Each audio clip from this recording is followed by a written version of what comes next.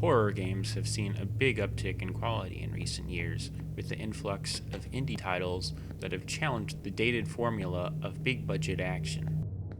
Stairs is the latest indie horror game to slow things down and get back to the basics of the genre. You play as Christopher Adams, a journalist looking into the mysterious disappearances of several people. Adams ends up following a lead to an abandoned, run-down factory on the outskirts of a small town. What he finds is a scene that almost could have been taken right out of the Twilight Zone. Stairs plays a lot like Amnesia: The Dark Descent, a psychological horror game that uses atmospheric thrills to frighten players. The story advances through notes and journal entries. Friends came over to see her today. Stayed for hours in her room until I asked them to leave. She was getting a bit too excited. The attempt at horror is subtle yet effective. You're not alone down there. I appreciate the fact that the game's designers limited cheap jump scare tactics.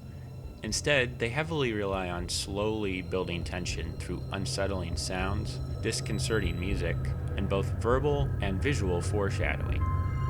Basically, it's the same successful approach as any good horror movie.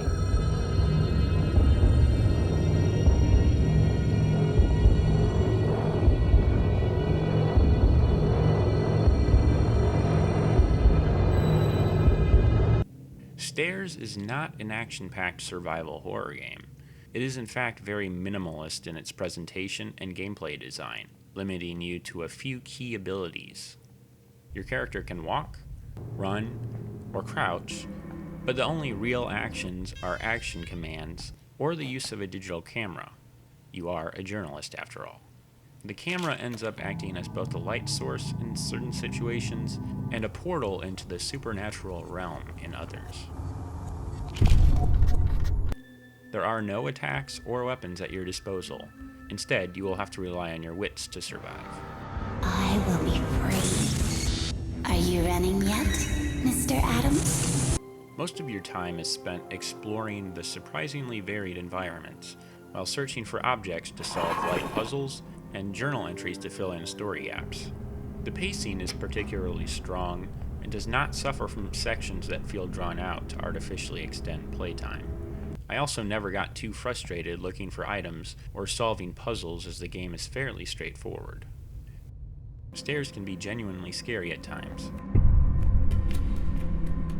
The mechanics, which focus on story, building anxiety, and puzzle solving, are fairly refreshing, even though it has been done before, and arguably better in games like Amnesia. The game's biggest weakness is its short length. Clocking in at just about 3 hours, you can easily breeze through the entire game in one night. It also has a disappointing anticlimactic ending that leaves the whole matter unresolved.